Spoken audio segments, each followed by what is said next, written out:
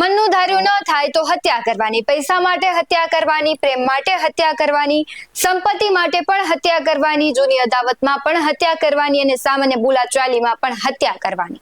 હત્યા હત્યા ને હત્યા. સતત રાજ્યમાં કાયદો અને વ્યવસ્થાનું કઈ રીતે પાલન થઈ રહ્યું છે તે આખું ગુજરાત જાણી રહ્યું છે. કોઈને હવે પોલીસની બીક નથી રહી. વૃદ્ધ હોય કે યુવાન, બધા જ બેફામ બની નિર્દોષ લોકોનું જીવ લઈ રહ્યા છે. ત્યારે રાજ્યમાં કાયદો અને વ્યવસ્થા તથા સુરક્ષા અંગે અનેક સવાલો ઉભા થઈ રહ્યા છે. એક બાજુ દિલ્હીના મુખ્યમંત્રીને અજાણ્યો વ્યક્તિ આવી લાફો મારી જાય તો બીજી બાજુ સ્કૂલમાં નાની એવી બાબતમાં ધોરણ 8 નું વિદ્યાર્થી ધોરણ 10 માં અભ્યાસ કરતા વિદ્યાર્થીની હત્યા કરી નાખે. અત્યાર સુધી આવા કિસ્સાઓ અંગે તમે વિદેશ અથવા દેશના અન્ય રાજ્યોમાં થતું જોયું હશે, પણ હવે આ બધું જ ગુજરાતમાં પણ થઈ રહ્યું છે. નમસ્કાર, વાત વિગતવાર સાથે હું છું ભગવતી.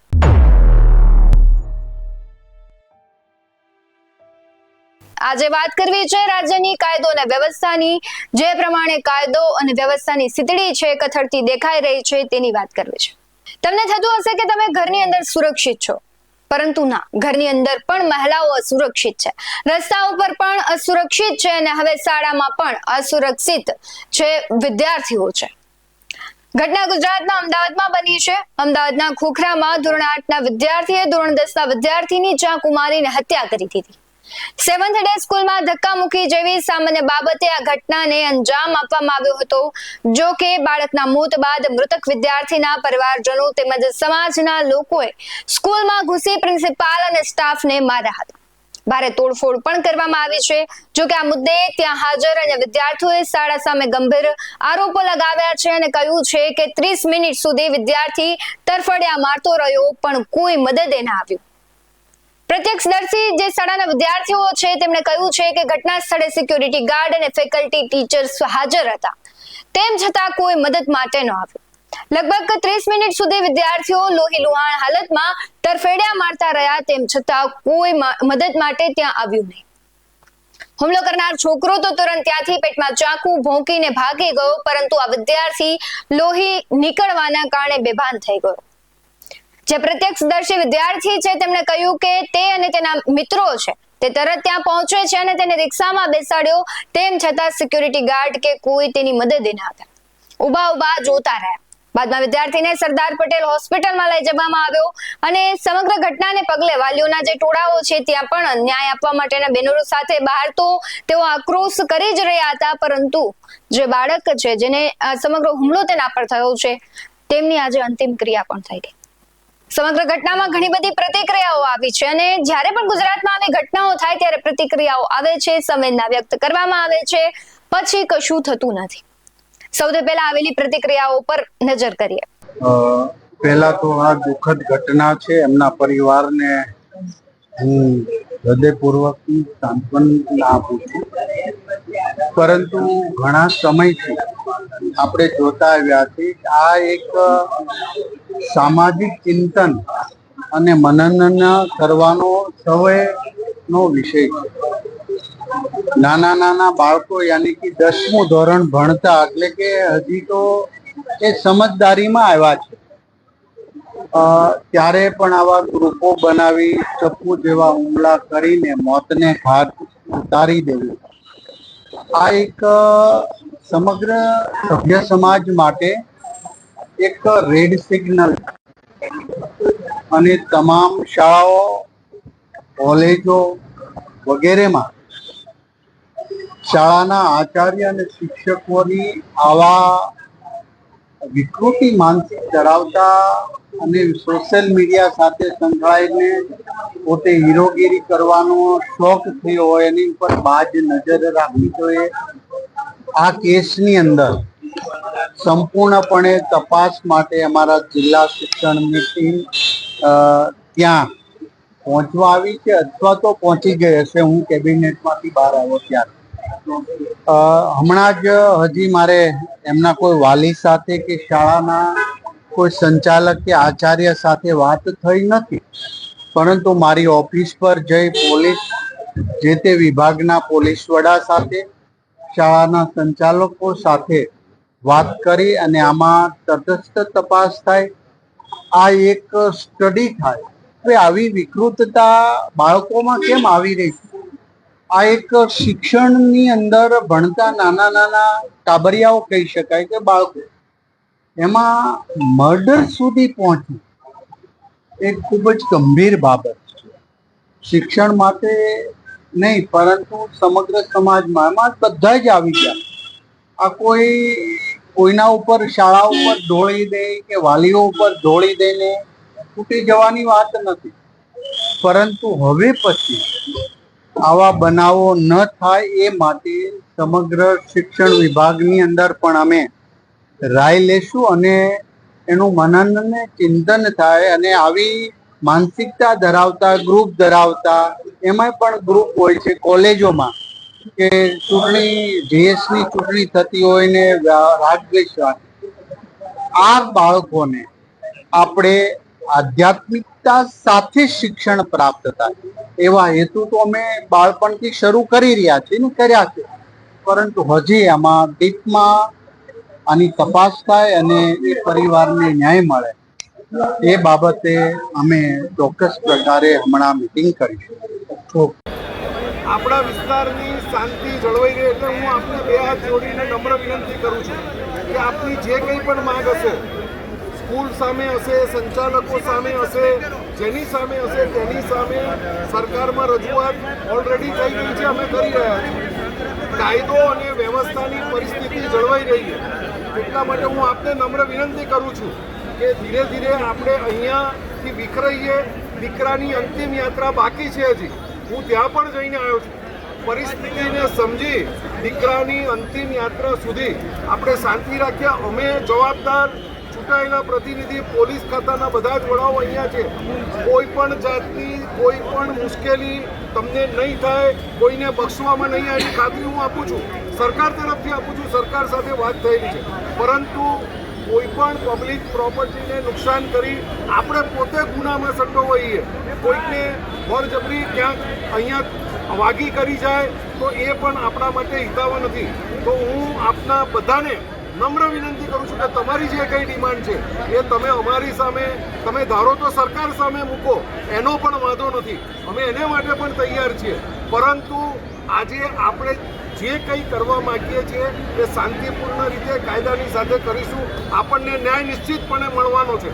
આવી મારી વિનંતી છે. ફરી એક વખત નમ્ર વિનંતી કરું છું કે આપણે ધીરે ધીરે દીકરાની અંતિમ યાત્રામાં જોડાઈએ, એ પૂરા થાય ત્યાં સુધી શાંતિ રાખીએ. અમે લોકો તમારા વચ્ચેથી જવાના નથી, આ અમારી ગેરંટી છે. તમે જે મિનિટે જ્યારે બોલાવશો ત્યારે તમારી સાથે આવવા માટે તૈયાર છે.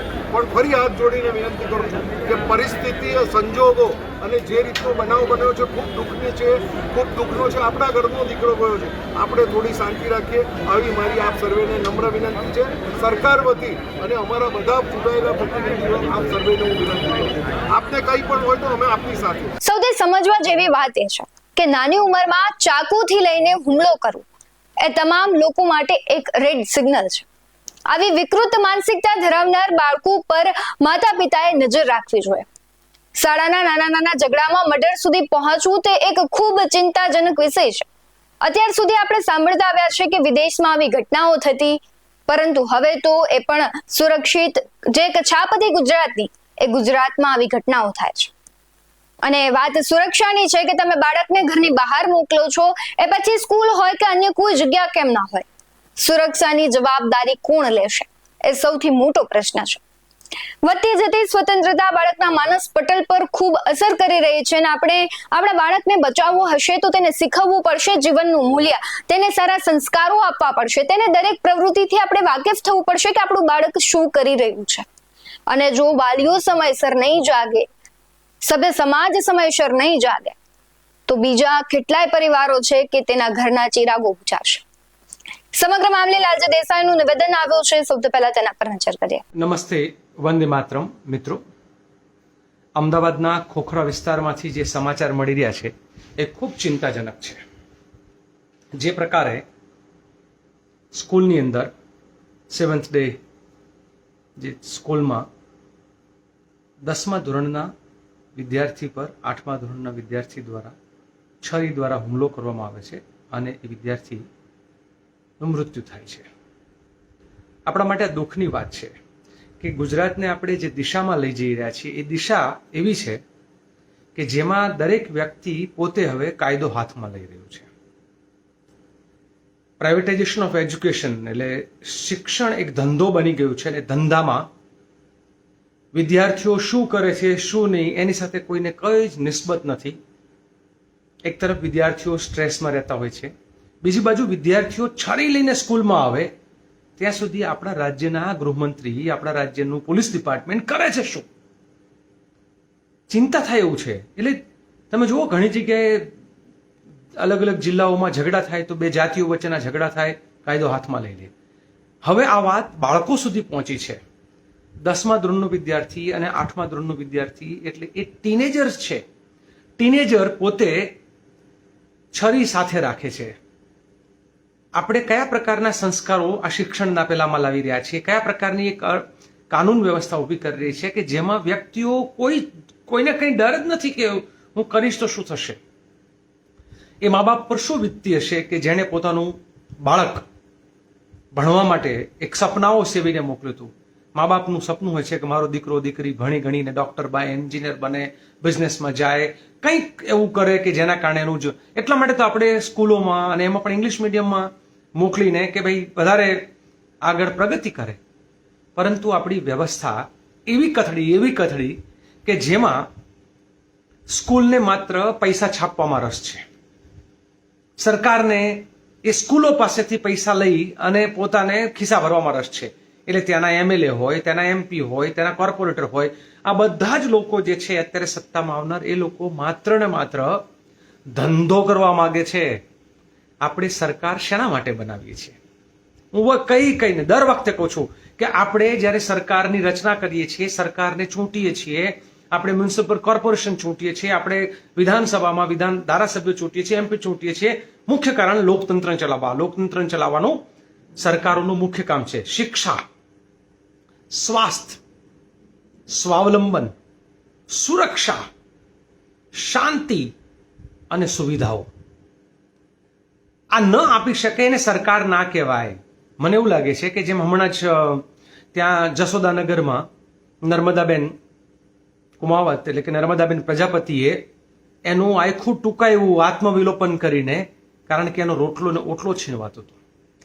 અહીંયા વિદ્યાર્થીઓ વચ્ચે એક ઝઘડો થતો, બોલાચાલી થાય, એ મામલો વીચકે, છરી સુધી પહોંચે, ત્યાં સુધી એ સ્કૂલનું તંત્ર શું કરતું હોય? બાળકનું મૃત્યુ થાય, માતા પિતાનું, સમાજનો આક્રોશ સમજી શકાય, પરંતુ સરકાર ઉપર હવે લોકોને વિશ્વાસ નથી, એટલે કાયદો લોકો પણ જાતે હાથમાં લઈ રહ્યા છે. લોકો કાયદો હાથમાં એટલા માટે લઈ રહ્યા છે કારણ કે એને ખબર છે કે ગુજરાતની અંદર ગુનેગારો છૂટી જાય છે, કોઈ કન્વિક્શન થતું જ નથી. 100 રેપિસ્ટમાંથી કે 100 મર્ડરરમાંથી 6% કન્વિક્શન રેટ છે ગુજરાતમાં. એટલે લોકોને એમ છે કે આ સરકાર નકામી છે, સરકાર કશું કરવાની નથી, એટલે કાયદો હાથમાં લ્યો. ગુજરાતની કાયદો ને વ્યવસ્થા પડી ભાંગી છે.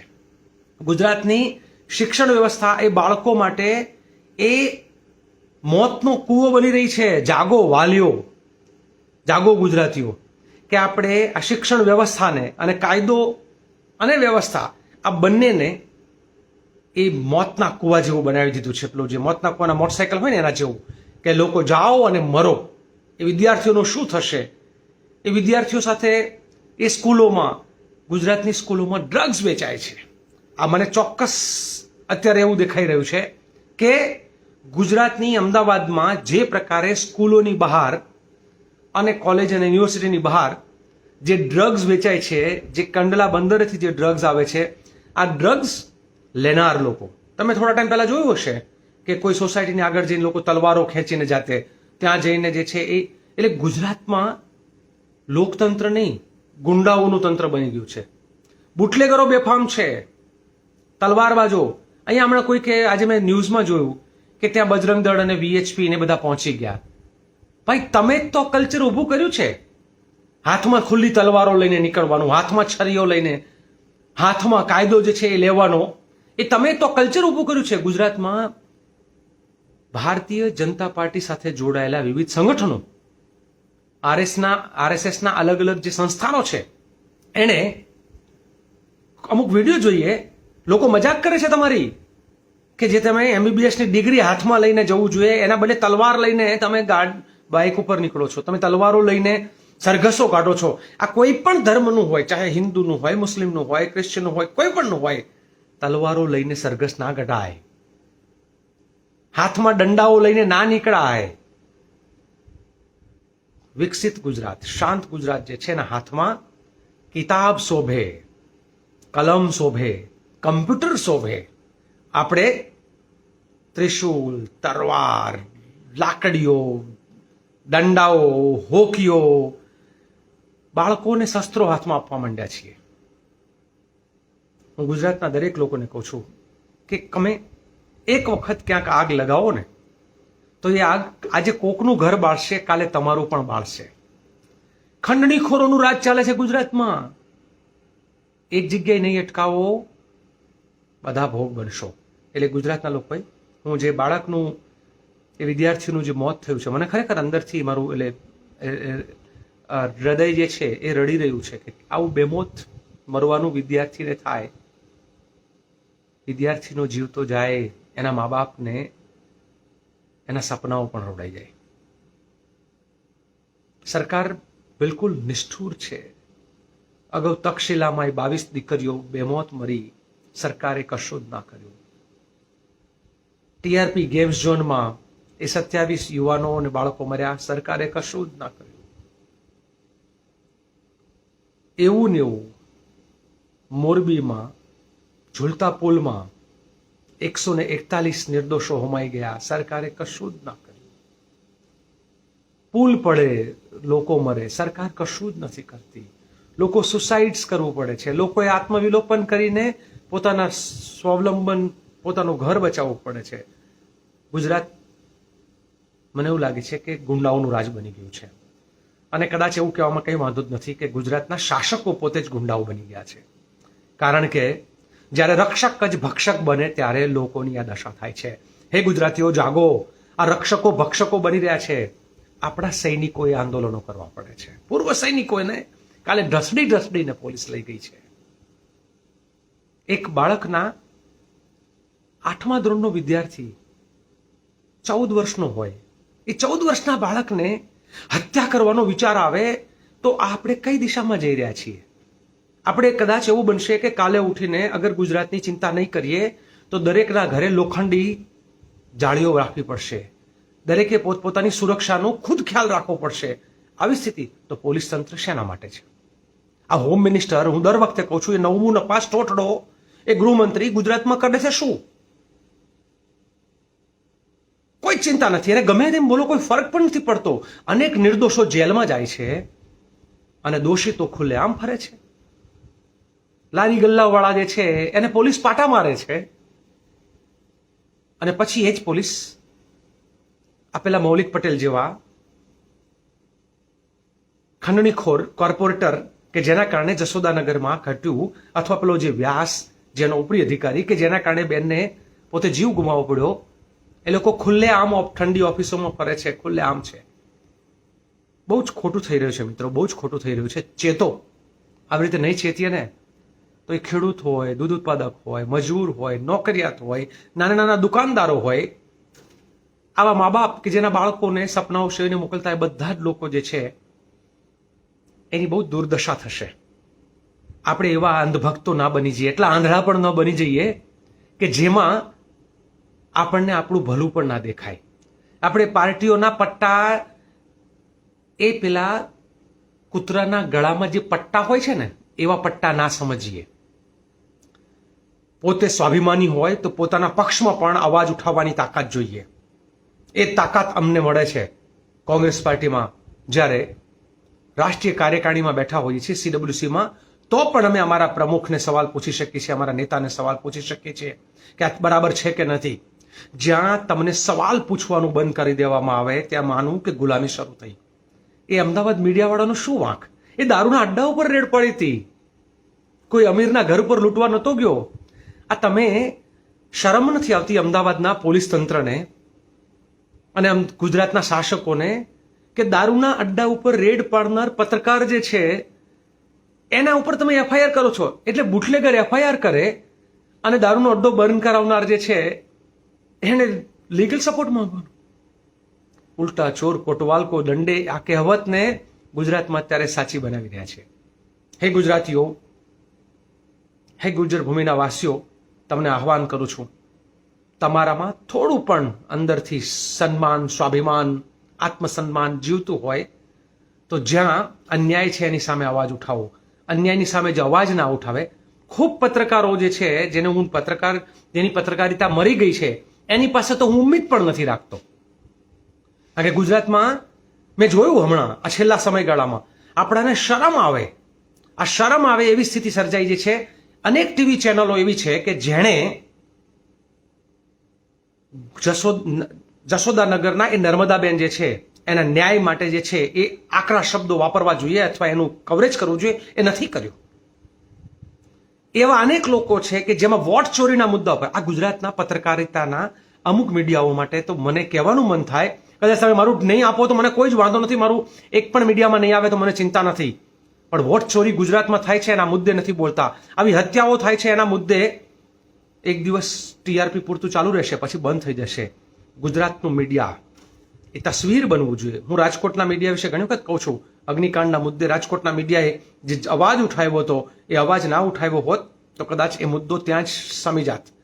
હે ગુજરાતીઓ, ગુજરાતના સોશિયલ મીડિયાના કાર્યકર્તાઓ, તમે લોકો એવો અવાજ ઉઠાવો કે ગુજરાતમાં કાયદો અને વ્યવસ્થા એ હું ખોટું કરું તો મારા માટે પણ લાગુ પડે, તમે ખોટું કરો તો તમારા માટે પણ લાગુ પડે.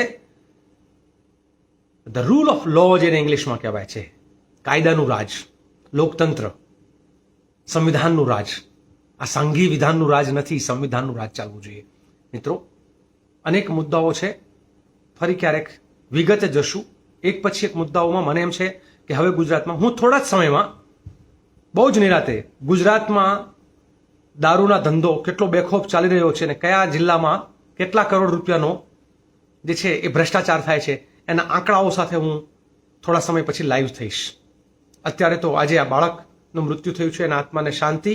આટલા નાના બાળક માટે એમ બોલવું ને કે આત્માને શાંતિ, એવું બોલીએ ને તોય રડવું આવી જાય. કારણ કે એનો આત્મા તો કહેતો છે કે મારે જીવવું છે. હજુ એનો આત્મા કહેતો છે કે મારો શું વાંક છે, મેં શું ગુનો કર્યો છે, હજુ જીવવાનું બાકી છે, હજુ દુનિયા જોવાની બાકી છે. જે દુનિયા જેને જોવાની બાકી હોય એની દુનિયાને તમે આ રીતે હદ થઈ ગઈ. ગુજરાતનું તંત્ર હપ્તાખોરી, ખંડણીખોરીમાંથી બહાર આવે અને શાસન વ્યવસ્થા કરે. ટી શર્ટ પેલા સાવરકરનું પહેરે લોકો અને સાવરકરના ટી શર્ટનો વિરોધ કરીએ તો તમે એફઆઈઆર કરી નાખો અને આવા ગુંડાઓને તમે સાચવો, જે બુટલેગરો હોય એને સાચવો. એટલે ગુજરાતમાં લોકોને એક મેસેજ આપી રહ્યું છે તંત્ર.